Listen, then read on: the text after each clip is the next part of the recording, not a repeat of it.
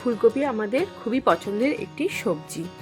যদিও বর্তমানে সারা বছরই ফুলকপি পাওয়া যায়, তবুও শীতের ফুলকপির টেস্ট একদম আলাদা হয়। তো আজকে আমি বানিয়ে দেখাবো ফুলকপির রোস্ট, যার জন্য আমি এখানে কোনো ক্রিম, কাজু বাটা, মগজ বাটা কিছুই ব্যবহার করব না। শুধু অল্প একটু টক দই দিয়ে খুব ঘরোয়াভাবে এবং সিম্পল একটা রোস্ট আমি বানাবো, যেটা চাইলে আপনারা খুব সহজেই বানাতে পারবেন। তো এর জন্য প্রথমে আমি ফুলকপিগুলো ডুমো ডুমো করে কেটে নেব।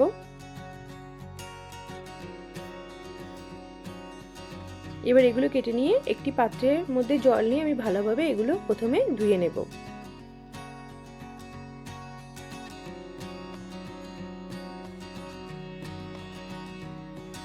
যেহেতু এটা ফুল জাতীয় সবজি, তাই এর মধ্যে বেশিরভাগ সময় অনেক ছোট ছোট পোকা দেখতে পাওয়া যায়। এবার একটি কড়াইয়ের মধ্যে আমি জল গরম করে নিয়ে তাতে 1 চামচ নুন দিয়ে ফুলকপিগুলো দিয়ে ঢাকা দিয়ে গ্যাসটা বন্ধ করে 5-10 মিনিট রেখে দেবো।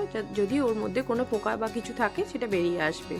আমি কিন্তু এখানে ফুলকপিগুলো সিদ্ধ করব না, শুধু গরম জলের মধ্যে রেখে ঢাকা দিয়ে দেব, কেননা শীতের ফুলকপি সিদ্ধ করার কোনো দরকারই হয় না। এরপর একটি কড়া বসিয়ে নেবো আমি, তাতে প্রয়োজন মতো সরষের তেল দিয়ে ফুলকপিগুলো ভেজে নেব।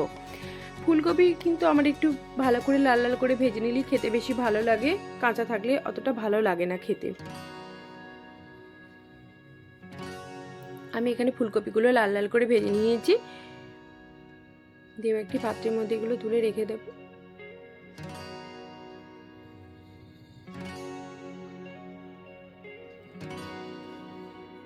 আর এর জন্য মশলা কিছুই লাগবে না, শুধু টমেটো, একটু টক দই, আদা বাটা, জিরে গুঁড়ি, ধনে গুঁড়ি, লঙ্কা গুঁড়ি, কাঁচা লঙ্কা, ব্যাস।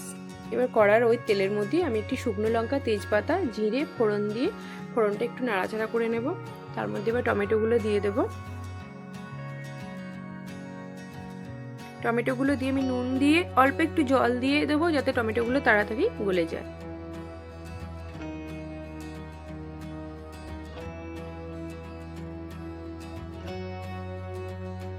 টমেটোগুলো নরম হয়ে গেলে এর মধ্যে আদা বাটা, জিরে গুঁড়ি, ধনে গুঁড়ি, হলুদ গুঁড়ি আর লঙ্কা গুঁড়ি দিয়ে আমি মশলাটা ভালোভাবে কষিয়ে নেব।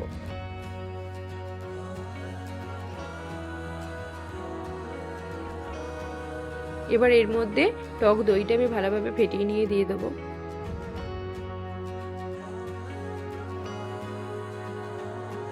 যেটা নিয়ে ভালোভাবে মিশিয়ে নিয়ে মশলাটা থেকে যখন তেল ছেড়ে যাবে, তখন এর মধ্যে ফুলকপিগুলো দিয়ে দেব।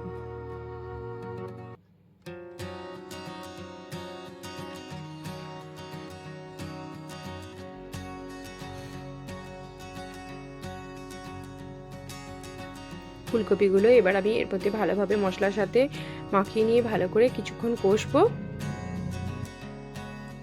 এবার দেব পরিমাণ মতন জল।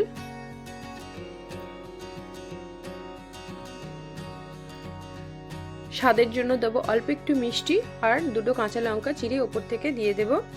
দিয়ে গ্যাসটা সিম করে ঢাকা দিয়ে আমি এটা 7-8 মিনিটের জন্য রেখে দেব। এটা আমার 7-8 মিনিট ছিল, আমার একদম হয়ে গেছে, ফুলকপিগুলোও নরম হয়ে গেছে আর জলটাও অনেক শুকনো হয়ে গেছে।